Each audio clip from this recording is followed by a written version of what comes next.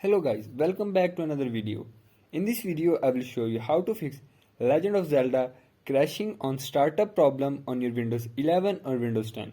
So to fix this issue, follow every step as I am showing in this video, and do not forget to subscribe this channel and also press the bell icon for the latest upcoming videos.